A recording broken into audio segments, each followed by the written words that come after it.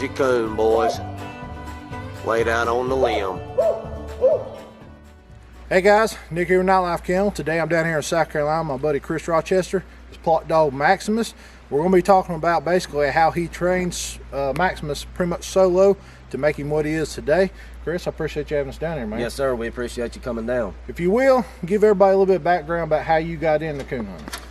Well, I actually got into coon hunting just by chance, I guess you would say. I moved home from living out west in 2011 and was bored. I was used to kind of traveling around, you know, going to different rodeo events with the job I had while I was out there working for a stock contractor. And my buddy that I lived with, he actually owned half of a dog named Scout with Robbie Cody.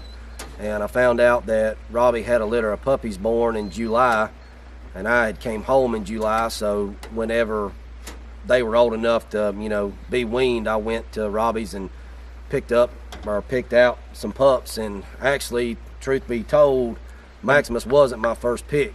So that was Maximus you got though? Yeah. It was out of that litter? I got Maximus out of that litter, and from what I knew about plots at the time, I liked the brindle coloring. Well, Robbie let me pick which ones I thought I wanted, and then he kind of gave me some guidance into why I needed to pick Maximus over some of the other ones, and it was probably the best advice I've taken to date as far as hound hunting is concerned. Yeah. So how many years ago was that? That would have been almost 9 years ago. Maximus will be 9 in July. Okay. Chris, if you will, tell everybody what Maximus is out of and what he is worn.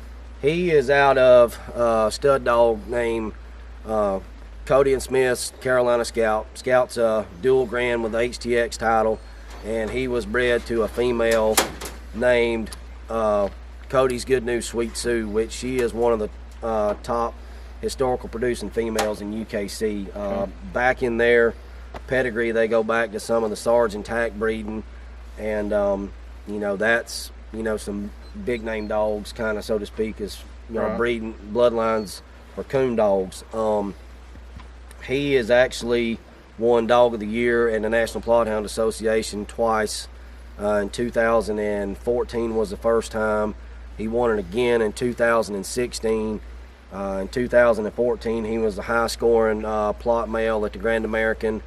And far as titles that he's won to date, he is Grand Knight 4, only 1 or 2 wins away from being Grand Knight 5. And to my knowledge, he is the highest title plot dog as far as the new title scale is concerned in UKC.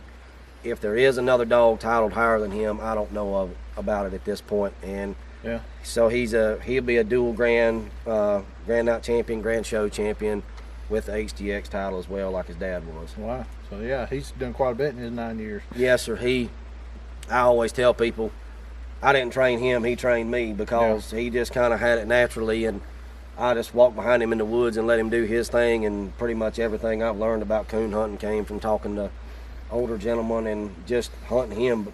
Right. And that's what we're going to talk about today. Is we're actually going to talk about how he was talking about how Maximus kind of trained him. That's generally how it goes a lot of times when you got a good dog and you're early starting out.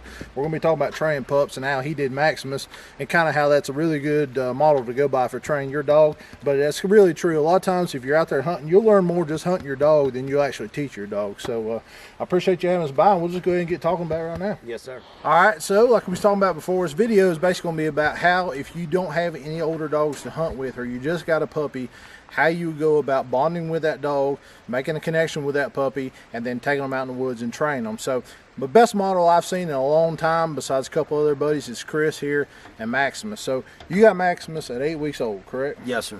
And you pretty much trained him mostly by himself? By himself. I knew absolutely nothing about coon hunting when I bought Maximus.